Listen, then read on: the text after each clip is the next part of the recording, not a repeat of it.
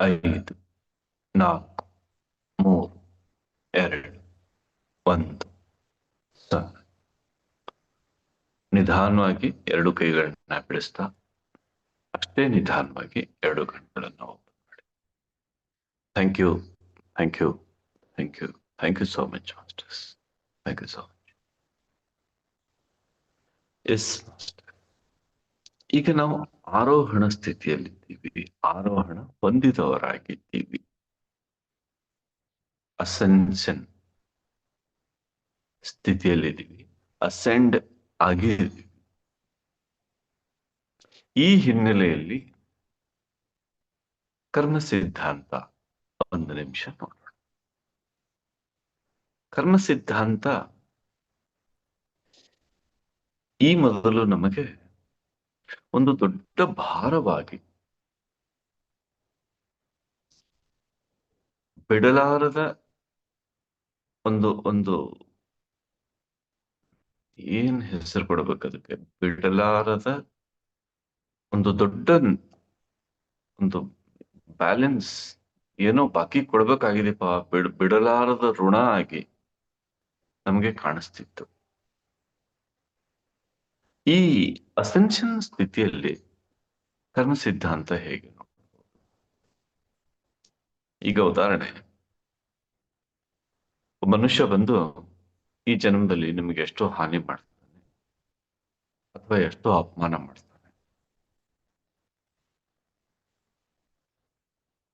ಅದನ್ನ ನಾವು ಸಾಮಾನ್ಯವಾಗಿ ಯಾವ ಭಾಷೆಯಲ್ಲಿ ನೋಡ್ತೀವಿ?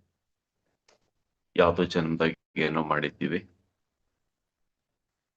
ಆಯ್ತು, ಋಣ ಕಳೀತು, ಕರ್ಮ ಕಳೀತು. ಇದು ಸಾಮಾನ್ಯ ಲ್ಯಾಂಗ್ವೇಜ್.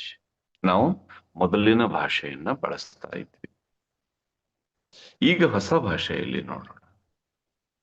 ಈಗ ನೀವು ಇಬ್ಬರು ಆತ್ಮ ಬಂಧುಗಳಿದ್ದೀರಿ.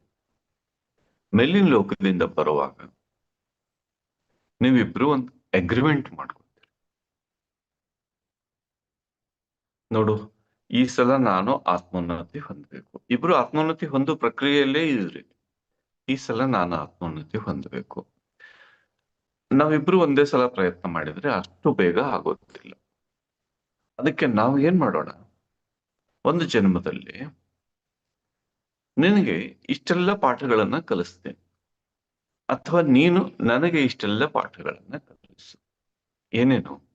ಅಪಮಾನ ಆದ್ರೆ ಹೇಗಿರುತ್ತೆ, ಹಾನಿ ಆದ್ರೆ ಹೇಗಿರುತ್ತೆ, ನಂಬಿಕೆ ದ್ರೋಹ ಆದ್ರೆ ಹೇಗಿರುತ್ತೆ, ಇನ್ನು ಸಪೋರ್ಟ್ ಮಾಡಿದ್ರೆ ಹೇಗಿರುತ್ತೆ, ಇವೆಲ್ಲ ನೀನ್ ನನಗೆ ಕಲಿಸು.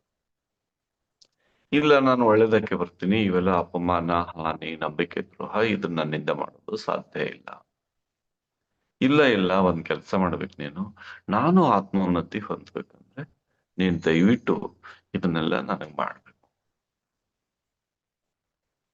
ಸರಿ, ಆ ಸೋಲ್ ಹಾಗೆ ಮಾಡೋದಿಲ್ಲ. ಒಂದ್ ಕಂಡೀಷನ್.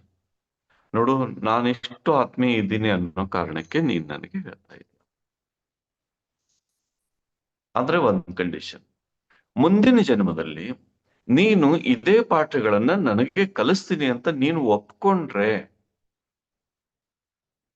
ಯಾಕಂದ್ರೆ ನನಗೂ ಆತ್ಮೋನ್ನತಿ ಹೊಂದಬೇಕಾಗಿದೆ, ನಾನು ಆ ರೀತಿ ಮಾಡ್ತೀನಿ.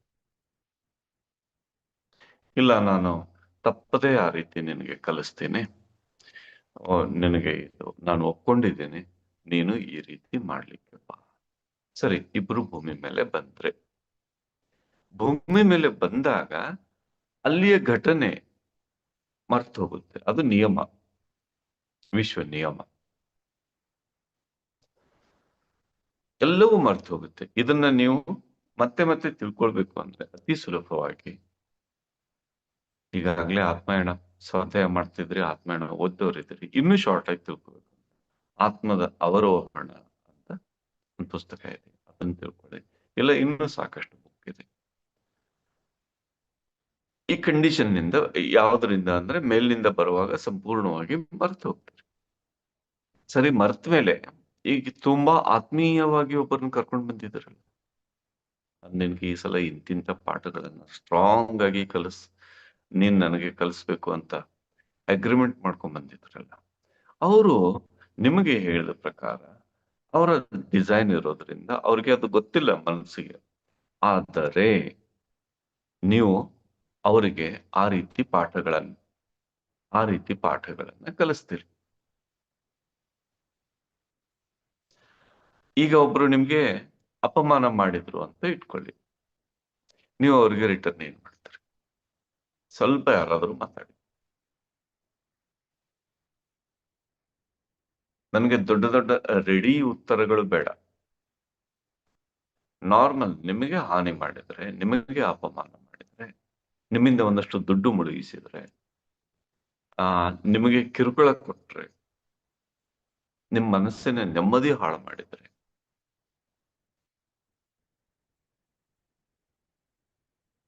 ನಿಮ್ಗೆ ಪಬ್ಲಿಕ್ ಅಲ್ಲಿ ಇನ್ಸಲ್ಟ್ ಮಾಡಿದ್ರೆ ನೋವಾಗುತ್ತೆ ಸರ್.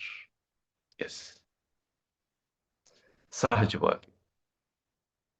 ಸರಿ, ಈಗ ನಿಮಗೆ ಹೇಳಿತಾರ ಆರೋಹಣ ಹಂತದಲ್ಲಿ ನೀವು ಅಗ್ರಿಮೆಂಟ್ ಮಾಡ್ಕೊಂಡ್ ಬಂದಿದ್ದೀರಿ.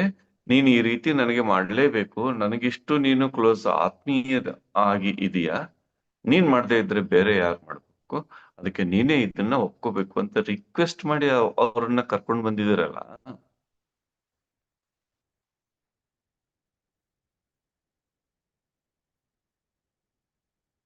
ಅವ್ರಿಗೆ ಹೀಗೆ ಮಾಡೋದು ಸರಿಯೇ?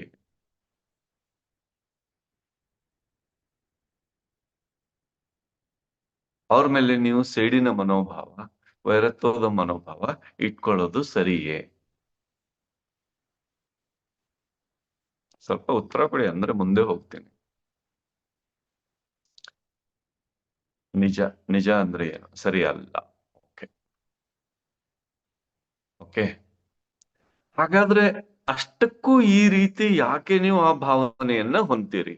ಮತ್ತೆ ಕ್ವಶನ್ ಸರಿ ಅಲ್ಲ. ಓಕೆ, ಈಗ ನೆಕ್ಸ್ಟ್ ಕ್ವಶನ್. ಅಷ್ಟಕ್ಕೂ ನೀವು ಆ ಭಾವನೆ ಯಾಕೆ ಹೊಂತೀರಿ? ಯಾರು ಹೇಳ್ತೀರಿ? ಇದು ಉತ್ತರ ಕೊಡ್ಲೇಬೇಕು. ಎಸ್ ಆರ್ ನೋ ಟೈಪ್ ಮಾಡ್ಲಿಕ್ಕೆ ಬರೋದಿಲ್ಲ. ಯಾರಾದ್ರೂ ಒಬ್ರು ಉತ್ತರ ಕೊಡಿ. ಎಸ್, ಸರಿ ಅಲ್ಲ. ಆದ್ರೂ ಅಷ್ಟಕ್ಕೂ ನೀವು ಅವ್ರ ಮೇಲೆ ಅಷ್ಟು ಸಿಡಿನ ಭಾವನೆ, ಅಷ್ಟು ಸಿಟ್ಟು, ರೊಚ್ಚು ಯಾಕೆ ಹೊಂತೀರಿ? ಯಾರು ಹೇಳ್ತಾರೆ? ಇಲ್ಲೇ ಇದೆ ಸೀಕ್ರೆಟ್. ಮನಸ್ಸಿನ ಸ್ಥಿತಿ, ದೇಹ ಭಾವನೆ. ಎಸ್, ಇದು ನೀವು ಕೊಡೋ ಉತ್ತರ ಖಂಡಿತ ಸರಿ. ಆದರೆ ಫ್ಯಾಕ್ಟ್ ಏನು ಅಂದ್ರೆ, ನೀವು ಮುಂದಿನ ಜನ್ಮದಲ್ಲಿ ನಾನು ತಪ್ಪದೆ ಈ ರೀತಿ ನಿನಗೆ ಪುನಃ ಬಂದು ನಿನ್ನ ಅಜ್ಞಾನ, ಸರಿ ನಿಮ್ಮ ಉತ್ತರಗಳು ಕರೆಕ್ಟ್. ಆದ್ರೆ ಈಗ ನೋಡಿ, ನೀವು ಆ ಸೋಲ್ಗೆ ಪ್ರಾಮಿಸ್ ಮಾಡಿದ್ದೀರಿ. ಇಲ್ಲ, ನಾನ್ ನಿನಗೆ ಮುಂದಿನ ಜನ್ಮದಲ್ಲಿ ಇದೇ ಪಾಠಗಳನ್ನ ಕೊಡ್ತೀನಿ, ನಾನು ನಿನಗೆ ಪ್ರಾಮಿಸ್ ಮಾಡ್ತೀನಿ, ಮರೆತು ಬಿಟ್ಟಿದ್ದೇವೆ. ಎಸ್, ಅದೇ ಈಗ ಮೇನ್ ಪಾಯಿಂಟ್ ನೋಡಿ. ಮುಂದಿನ ಜನ್ಮದಲ್ಲಿ ನಿನಗೆ ಇದೇ ಪಾಠಗಳನ್ನ ನಾನು ತಪ್ಪದೇ ನಿನಗೆ ಇದನ್ನ ಕೊಡ್ತೀನಿ, ನಾನು ಪ್ರಾಮಿಸ್ ಮಾಡ್ತೀನಿ, ನೀನ್ ಬಾ, ನನಗೆ ಈ ರೀತಿ ಮಾಡು, ಮತ್ತೆ ನನಗೆ ಅಸೆನ್ಷನ್ಗೆ ಹೆಲ್ಪ್ ಮಾಡು ಅಂತ ಕರ್ಕೊಂಡ್ ಬರ್ತೀವಲ್ಲ.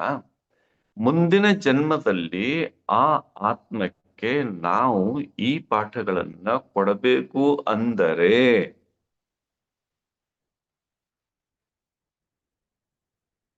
ಕ್ಲಿಯರ್ ಆಗ್ತಾ ಇದೆ ಮಾಸ್ಟರ್ಸ್?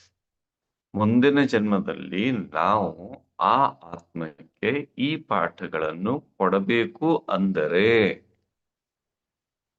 ಈ ಜನ್ಮದಲ್ಲಿ ಅದನ್ನು ನಾವು ಗಂಟು ಹಾಕಿಕೊಳ್ಳಬೇಕು.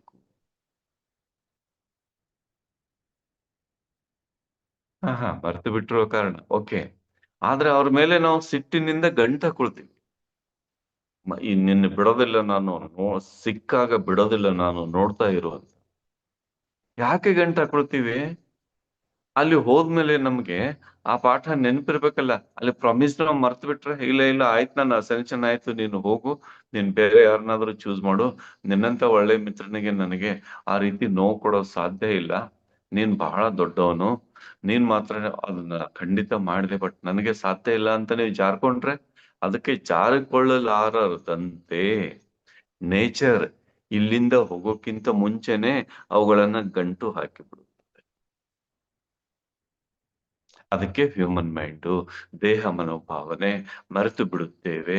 ನಮ್ಮ ಮಾನವ ಸಹಜ ಗುಣ ಆ ಹೀಗೆ. ಅರ್ಥ ಆಯ್ತಾ ಮಾಸ್ಟರ್ಸ್? ಅಂತ ನಾವೆಲ್ಲ ಉತ್ತರ ಕೊಡ್ತೀವಿ. ಸರ್, ಮನುಷ್ಯನ ದುರ್ಬಲತೆ ಏನ್ ಮಾಡುದು ಸರ್? ಮೈಂಡ್ ಇದೆ ಅಲ್ಲ. ಸರ್, ಏನ್ ಮಾಡುದು ಸರ್? ದೇಹ ಇದೆ ಅಲ್ಲ. ಸರ್, ಆ ನಿಯಮಗಳು ನೆನ್ಪಿಲ್ವಲ್ಲ. ಯಾಕೆ ಅಂದ್ರೆ ಅಲ್ಲಿ ಹೋಗಿ ನೀವು ಮರಿಬಾರ್ದು, ನೀವು ಜಾರಿಕೊಳ್ಳಬಾರದು. ಸಾಧ್ಯ ಇಲ್ಲಪ್ಪ, ನೀನು ತುಂಬಾ ಗ್ರೇಟ್, ನನಗಿದು ಸಾಧ್ಯ ಇಲ್ಲ ಅಂತ ನೀವು ಜಾರ್ಕೊಂಡ್ಬಿಟ್ರೆ ಈ ಗಂಟೆಗಳು ಅಲ್ಲಿ ಹೋದ್ಮೇಲೆ, ಸರಿ ಇಷ್ಟೆಲ್ಲ ಇದೆಯಾ, ಸರಿ ನಾನ್ ನಿನಗೆ ರಿಟರ್ನ್ ಕೊಡ್ತೀನಿ. ಆದ್ರೆ ಒಂದು ಇಲ್ಲಿ ಬಂದ್ಮೇಲೆ ಆಗೋ ಲೀಲೆ, ಪರ್ಫೆಕ್ಟ್ ವರ್ಡ್ ಲೀಲೆ. ಲೀಲೆ ಇದ್ರ ಈಕ್ವಲ್ ವರ್ಡ್ ಕನ್ನಡದಲ್ಲಿ ಆಟ, ಗೇಮ್. ಇಲ್ಲಿ ಬಂದ್ಮೇಲೆ ನಡೆಯುವ ಒಂದು ಲೀಲೆ ಏನು ಅಂದ್ರೆ, ಅದನ್ನ ಅಗ್ರಿಮೆಂಟ್ ಮಾಡ್ಕೊಂಡ್ ಬಂದಿದೀವಿ ಅನ್ನೋದನ್ನ ನೇಚರ್ ಮರ್ಸಿಬಿಡುತ್ತಲ್ಲ. ಮರ್ಸಿಬಿಟ್ಮೇಲೆ ಇಲ್ಲಿ ಬೇರೆ ಬೇರೆ ಗೇಮ್ಗಳು ಶುರು ಆಗುತ್ತೆ. ಅದಕ್ಕೆ ಉಪ ಉತ್ಪನ್ನಗಳು, ಸೈಡ್ ಪ್ರಾಡಕ್ಟ್ ಶುರು ಆಗುತ್ತೆ. ನೀವು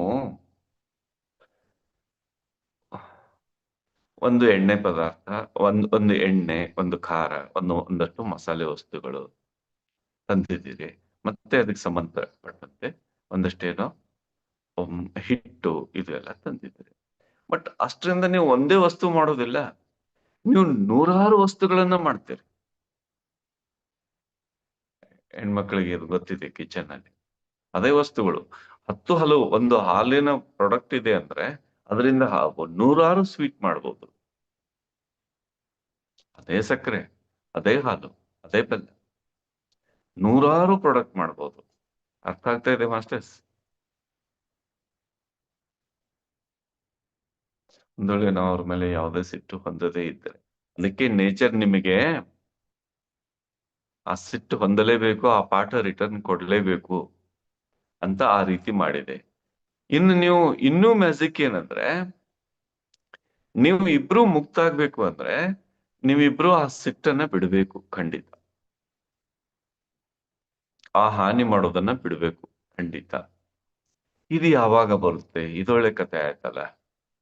ನಾವ್ ಅಲ್ಲಿಂದ ಒಪ್ಕೊಂಡ್ ಬರ್ತೀವಿ, ಇಲ್ಲಿ ಸಿಕ್ಕಾಕೊಳ್ತೀವಿ, ಇಲ್ಲಿ ಮರ್ತು ಬಿಡ್ತೀವಿ, ಮತ್ತೆ ಅಲ್ಲಿ ಹೋದ್ಮೇಲೆ ನೆನಪಾಗುತ್ತೆ, ಮತ್ತೆ ಸೈಕಲ್ ಶುರು ಆಯ್ತು. ಇದು ಕತೆ ಓದಿ, ಇದೊಳ್ಳೆ ದೊಡ್ಡ ಕತೆ ಆಯ್ತಲ್ಲ. ಇದನ್ನೇ ಹೇಗೆ ನಾವು ಪಾರಾಗೋದು? ಅದೇ ಆತ್ಮ ಒಂದು ಪಕ್ವ ಸ್ಥಿತಿಗೆ ಬಂದಾಗ ಅದು ಸಂಪೂರ್ಣವಾಗಿ ತಯಾರ, ಆ ಗಂಟುಗಳನ್ನ ಬಿಚ್ಚಿಕೊಳ್ಳುವುದಕ್ಕೆ. ಇದಕ್ಕೆ ನಿರ್ಗ್ರಂಥ ಅಂತ ಕರೀತಾರೆ. ಗ್ರಂಥಿಗಳನ್ನ ಬಿಚ್ಕೊಳ್ಳೋದು, ಒಂದೊಂದೇ ಗ್ರಂಥಿಗಳನ್ನ, ಒಂದೊಂದೇ ಗಂಟುಗಳನ್ನ ಬಿಚ್ಕೊಳ್ಳೋದು. ಅವಾಗ ನಾವು ಎಲ್ಲ ಒಟ್ಟಿಗೆ ಕೊನೆ ಕೊನೆ ಕೊನೆ ಕೊನೆ ಜನ್ಮ ಬಂದಾಗ ಎಲ್ಲ ಒಟ್ಟಿಗೆ ಬರುತ್ತಲ್ಲ. ಅವರು ಎಲ್ಲ ತೀರಿಸ್ಬೇಕು, ಇವರು ಎಲ್ಲ ತೀರಿಸ್ಬೇಕು, ಅವ್ರು ಎಲ್ಲ ತೀರಿಸ್ಬೇಕು. ಕೆಲವೊಂದ್ಸಲ ನಾವು ತೀರ್ಸ್ಕೊಂಡಿಲ್ಲ, ಇಲ್ಲಿ ಬಂದ್ಮೇಲೆ ಮರ್ತು ರಿಟರ್ನ್ ಕರ್ಮ ಮಾಡಿದೀವಿ, ರಿಟರ್ನ್ ಬೈದಿದೀವಿ, ರಿಟರ್ನ್ ಸೇಡ್ ತೀರ್ಸ್ಕೊಂಡಿದೀವಿ. ಕೊನೆ ಕೊನೆ ಕೊನೆ ಕೊನೆ ಕೊನೆ ಜನ್ಮ ಬಂದಾಗ, ಆಯ್ತಪ್ಪ ಮುಗ್ಸು, ಬೇಗ ಮುಗ್ಸು. ನೀನೆಷ್ಟು 10 ಏಟ್ ಹೊಡಿಬೇಕಾಗಿದೆಯಾ? ಹೊಡಿ.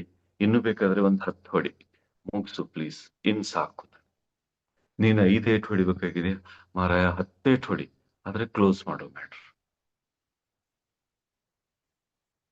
ನಾನ್ ನಿನ್ಗೆ ಒಂದ್ಸಲ ಇನ್ಸಲ್ಟ್ ಮಾಡಿದ್ದೆ, ಈ ಸಲ ನೀನ್ ಎಷ್ಟಾದ್ರೂ ಇನ್ಸಲ್ಟ್ ಮಾಡು, ಮ್ಯಾಟ್ರ್ ಕ್ಲೋಸ್ ಮಾಡು.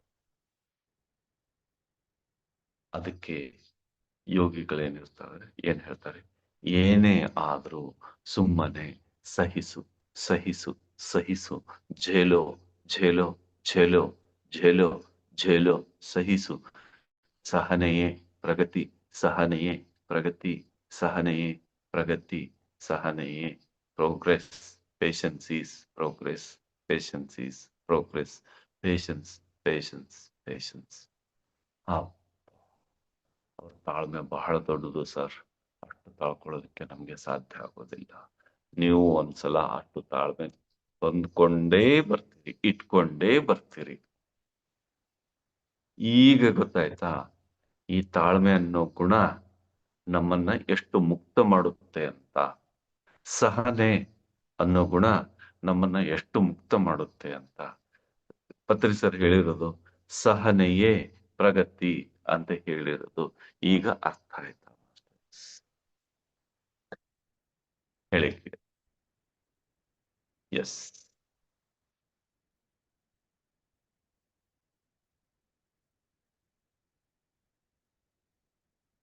ಇನ್ನು ಅರ್ಥ ಆಗಿಲ್ಲ ಅಂದ್ರೆ ಹೇಳಿ.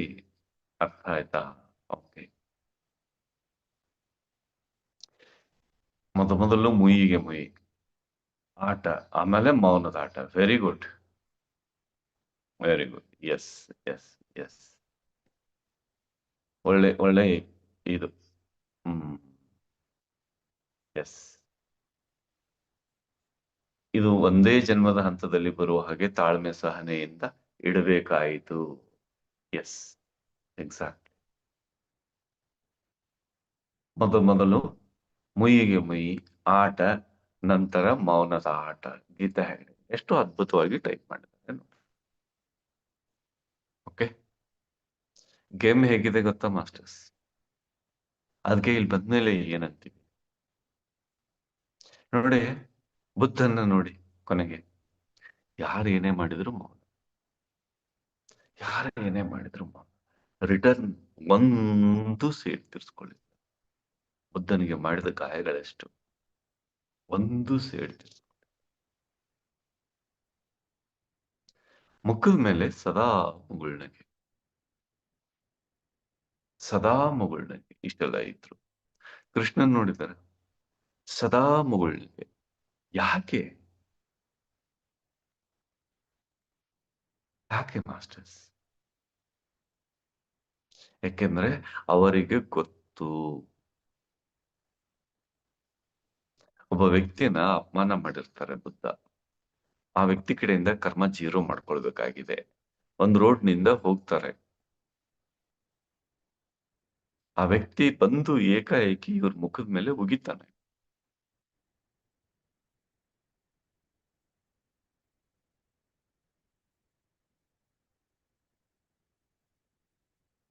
ದೇವರಂತಾಗಿ ಸೇವೆ ಮಾಡಿದರು. ಎಸ್, ಮುಖದ ಮೇಲೆ ಉಗಿತಾನೆ. ಆನಂದನಿಗೆ ತುಂಬಾ ಕೋಪ, ಬುದ್ಧನಿಗೆ ಒಳಗೊಳಗೆ ಶಾಂತಿ. ಆಹಾ, ನನ್ನ ದಾರಿ ಕ್ಲಿಯರ್ ಮಾಡಿದೆಯಪ್ಪ ನಿಂತ ಒಳಗೊಳಗೆ. ಸರಿ, ಬುದ್ಧ ಮುಂದೆ ಹೋಗ್ತಾರೆ ಒರ್ಸ್ಕೊಂಡು, ಏನು ಅನ್ನೋದಿಲ್ಲ.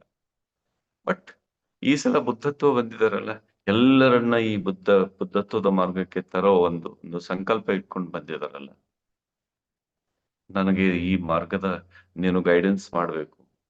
ಗೈಡೆನ್ಸ್ ಮಾಡ್ಬೇಕು ಅಂದ್ರೆ ಏನಾದ್ರೂ ರೀಸನ್ ಆಗ್ಬೇಕು. ನೆಕ್ಸ್ಟ್ ಡೇ ಅದೇ ರೋಡಲ್ಲಿ ಬುದ್ಧ ಹೋಗ್ತಾರೆ. ಆನಂದ ವಾರ್ನ್ ಮಾಡ್ತಾರೆ, ಬೇಡ, ಈ ರೋಡಲ್ಲಿ ನಾವು ಬೇರೆ ಕಡೆ ಹೋಗೋಣ. ಬುದ್ಧ ಕೇಳೋದಿಲ್ಲ. ಆನಂದ ಮತ್ತೆ ಕಂಡೀಷನ್. ಆನಂದ ದೀಕ್ಷೆ ತಗೋಬೇಕಾದ್ರೆ ಒಂದಷ್ಟು ಕಂಡೀಷನ್ ಇದೆ. ನಾನು ಏನ್ ಮಾಡಿದ್ರು ನೀನ್ ಕೇಳೋ ಹಂಗಿಲ್ಲ. ಹಂಗಿದೆ ಆನಂದ ಕಂಡೀಷನ್. ಯಾಕಂದ್ರೆ ಸ್ವಲ್ಪ ಚಿಕ್ಕಪ್ಪನ ಮಗ ಮತ್ತು ಬುದ್ಧನಿಗಿಂತ ಸ್ವಲ್ಪ ವಯಸ್ಸಲ್ಲಿ ದೊಡ್ಡವನು ಇರೋದ್ರಿಂದ ದೀಕ್ಷೆಗಿಂತ ಮೊದಲು ಕೆಲವೊಂದು ಕಂಡೀಷನ್ ಮಾಡಿರ್ತಾರೆ. ಒಂದು, ನೀನು ಎಲ್ಲೇ ಹೋದ್ರು ನಿನ್ ಜೊತೆ ಇರ್ತೀನಿ ಅಂತ ಕಂಡೀಷನ್. ಹೀಗಾಗಿ ಯಶೋಧರೆಯನ್ನ ಭೇಟಿಯಾಗೋ ಒಂದೇ ಒಂದು ಕ್ಷಣ ಬಿಟ್ರೆ ಆನಂದ ಬುದ್ಧನ ಪ್ರಾಣ ಬಿಡುವವರೆಗೂ ಎಲ್ಲಿ ಬಿಟ್ಟಿಲ್ಲ ಜೊತೆ. ಅವಾಗ ಆನಂದ ಹೇಳ್ತಾನೆ, ಬುದ್ಧ ಅಗ್ರಿ ಮಾಡ್ತಾನೆ. ಮತ್ತೆ ನೆಕ್ಸ್ಟ್ ಡೇ ಅದೇ ರೋಡಲ್ಲಿ. ನೆಕ್ಸ್ಟ್ ಡೇ ನಿಮಗೆ ಗೊತ್ತಿದೆ, ಆತ ಬಂದು ಪಶ್ಚಾತ್ತಾಪದಿಂದ ದುಃಖದಿಂದ ಹತ್ತು ಬುದ್ಧನಿಗೆ ಕಾಲ್ ಬಿದ್ದು ಬುದ್ಧನ ಶಿಷ್ಯ. ಅದೇ ರೀತಿ ಅಂಗುಲಿ, ಅದೇ ರೀತಿ ಇನ್ನೆಷ್ಟೋ ಜನ. ಕ್ಲಿಯರ್ ಆಗ್ತಾ ಇದೆ ಮಾಸ್ಟರ್ಸ್? ಅಂದ್ರೆ ನೀನು ಏನೇ ಮಾಡು, ನನಗೆ ದಯವಿಟ್ಟು ಈ ಜನ್ಮದಲ್ಲಿ ಮುಕ್ತಿಯ ಮಾರ್ಗ ಕೊಡು, ಅಧ್ಯಾತ್ಮದ ಮಾರ್ಗ ಕೊಡು, ಸತ್ಯದ ಮಾರ್ಗ ಕೊಡು. ಸರಿ, ಕೊಡ್ತೀನಿ. ಆದ್ರೆ ನೀನು ಎಲ್ಲ ಕ್ಲಿಯರ್ ಮಾಡಬೇಕು. ಹೇಗಿದೆ ಕಂಡೀಷನ್? ಚೆನ್ನಾಗಿದೆಯಾ ಮಾಸ್ಟರ್? ವ್ಯಾಪಾರ ಚೆನ್ನಾಗಿದೆಯಾ? ಪತ್ರಿ ಸರ್ ಅಂತಿರ್ತಾರೆ, ನಾನು ವ್ಯಾಪಾರ ಮಾಡ್ತೀನಿ ಕಣಯ್ಯ. ವ್ಯಾಪಾರ ಚೆನ್ನಾಗಿದೆಯಾ?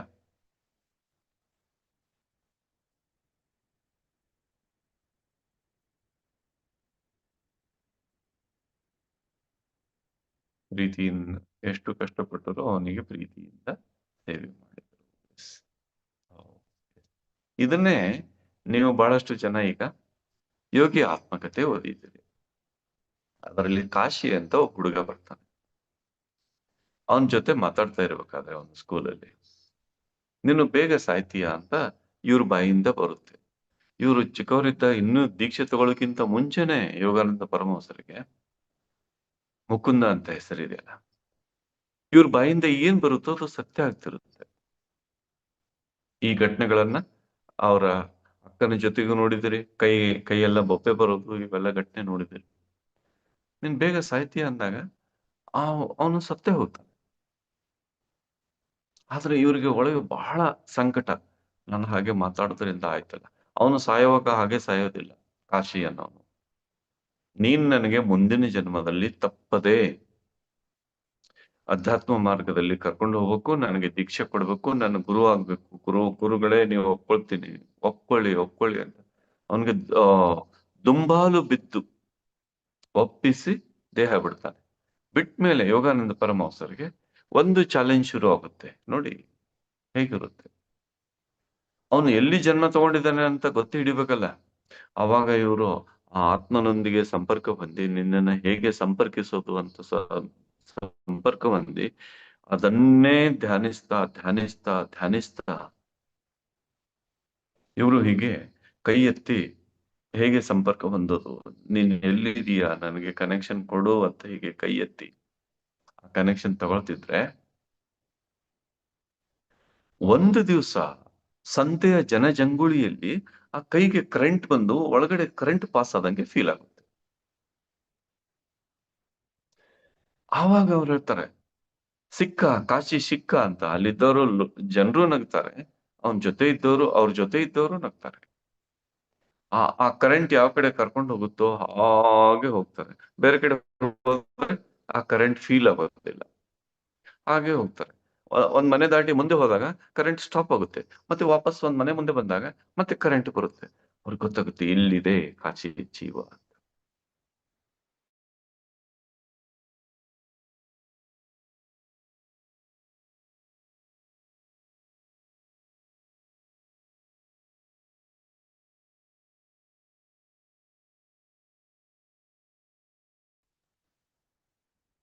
ಅವರು ಯಜಮಾನ್, ನಿಮ್ಗೆ ಒಂದು ಗಂಡು ಮಗು ಆಗುತ್ತೆ, ಹೀಗೆ ಲಕ್ಷಣ. ನೀವು 6 ತಿಂಗಳಲ್ಲಿ ಒಂದು ಮಗುವನ್ನ ಎಕ್ಸ್ಪೆಕ್ಟೇಷನ್ ಮಾಡ್ತಾ ಇದ್ದೀರಾ ನಿಮ್ ಕುಟುಂಬದಲ್ಲಿ ಅಂತ ಪ್ರಶ್ನೆ ಕೇಳ್ತಾರೆ. ಹೌದು, ಅದು ನಿಜವಾಗಿರುತ್ತೆ, ಹೌದು ಅಂತಾರೆ. ಹಾಗಾದ್ರೆ ಆ ಮಗುವಿಗೆ ಹೀಗೆ ಲಕ್ಷಣ ಇದೆ, ಹಣೆ ಮೇಲೆ ಹೀಗೆ ಒಂದು ಗುರುತಿದೆ ಅಂತ ಹೇಳ್ತಾರೆ. ಅವ್ರಿಗೆ ಯೋಗಿಗಳು ಹೇಳೋ ಮಾತು ಇದ್ ಮಾಡ್ತಾರೆ, ಒಪ್ಕೊಳ್ತಾರೆ. ಆ ಆ ಮಗು ಮುಂದೆ ಅಧ್ಯಾತ್ಮದ ಮಾರ್ಗದಲ್ಲಿ ಮುನ್ನಡೆಯುತ್ತೆ. ಆಮೇಲೆ ಹೋಗಿ ಕನ್ಫರ್ಮ್ ಮಾಡ್ಕೊಂಡ್ ಬರ್ತಾರೆ. ಆಮೇಲೆ ಕಾಶಿ, ಮತ್ತೆ ಅವರು ಕಾಶಿ ಅಂತಾನೆ ಹೆಸರಿಡ್ತಾರೆ. ಅವನು ದೊಡ್ಡವನಾದ್ಮೇಲೆ ಇವ್ರಿಗೆ ಪತ್ರ ಬರ್ತಾನೆ, ಅಮೆರಿಕದಲ್ಲಿರ್ತಾರೆ. ಅವರು ವಾಪಸ್ ಇಂಡಿಯಾಕ್ ಬಂದು ಅದೆಲ್ಲ ಪ್ರಕ್ರಿಯೆ ಮುಗಿಸೋಕ್ಕಿಂತ ನೀನು ಇಂತಿಂತವರಿಗೆ ಭೇಟಿ ಆಗ್ಬೇಕಂದ್ರೆ ಅಲ್ಲಿ ಕೆಲವೊಬ್ಬರಿಗೆ ಆ ದೀಕ್ಷೆ ಕೊಟ್ಟು ಬಂದಿರ್ತಾರೆ, ಇಂತಿಂತವರಿಗೆ ಭೇಟಿ ಆಗು, ಅವ್ರು ನಿನಗೆ ಮಾರ್ಗ ಕೊಡ್ತಾರೆ ಅಂತ ಆ ಮಾರ್ಗದ ಮೂಲಕ ಕಳಿಸ್ತಾರೆ. ಹೇಗೆ ಅಗ್ರಿಮೆಂಟ್, ಒಂದಕ್ಕೊಂದು ಅಗ್ರಿಮೆಂಟ್. ಆತ್ಮೋನ್ನತಿಯ ಮಾರ್ಗದಲ್ಲಿ ಹೀಗೆ ಕಳಿಸ್ಬೇಕು ಅನ್ಲಿಕ್ಕೆ 108 ಮಾರ್ಗಗಳನ್ನ ಕಂಡುಕೊಳ್ಳುತ್ತೆ. ಸೊ ಈಗ ನೀವು ಆತ್ಮೋನ್ನತಿಯ ಮಾರ್ಗದಲ್ಲಿದ್ದೀರಾ ಮಾಸ್ಟರ್ಸ್. ಒಂದು ವಿಷಯ ನೆನ್ಪಿಟ್ಕೊಳ್ಳಿ, ಭೌತಿಕವಾಗಿ ಈ ಈ ಮಾರ್ಗ ಸಿಗೋದಕ್ಕೆ ತುಂಬಾ ಅದೃಷ್ಟ ಬೇಕು. ಇನ್ನು ಸಿಕ್ಮೇಲೆ ಇದನ್ನ ದೃಢವಾಗಿ ಹಿಡ್ಕೊಂಡು ಫಾಲೋ ಮಾಡೋದಕ್ಕೆ ತುಂಬಾ ತಾಕತ್ತು ಬೇಕು, ತುಂಬಾ ಶ್ರದ್ಧೆ ಬೇಕು, ತುಂಬಾ ಬುದ್ಧಿವಂತಿಕೆ ಬೇಕು. ಅದು ನಿಮ್ಮ ವೈಯಕ್ತಿಕ ಜಾಣ. ಇನ್ನು ಪುನಃ ರಿಟರ್ನ್ ಅವ್ರಿಗೆ ದ್ವೇಷ, ಹಾನಿ ಮಾರ್ಗ ಹಿಡಿದೆ ಒಳಗೊಳಗೆ ಅವರಿಗೆ ಧನ್ಯವಾದ ಹೇಳ್ತಾ, ನೀನು ನನ್ನನ್ನು ಇನ್ನಷ್ಟು ಮುಕ್ತ ಮಾಡಿದೆ, ನೀನು ನನ್ನನ್ನು ಇನ್ನಷ್ಟು ಮುಕ್ತ ಮಾಡಿದೆ, ನೀನು ನನ್ನನ್ನು ಇನ್ನಷ್ಟು ಮುಕ್ತ ಮಾಡಿದೆ. ಮಾಸ್ಟರ್ಸ್, ನಾವು ಈ ಯಾತ್ರೆಯಿಂದ ಇದೇ ಜನ್ಮದಲ್ಲಿ ಮುಕ್ತಿಯನ್ನು ಹೊಂದಿವಿ, ಭೂಮಿಯ ಆರೋಹಣಕ್ಕೆ ಅದ್ಭುತವಾದ ಕಾಣಿಕೆಯನ್ನು ಕೊಡ್ತೀವಿ.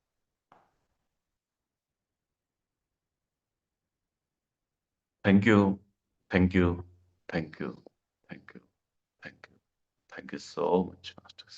Thank you so much. Thank you sir.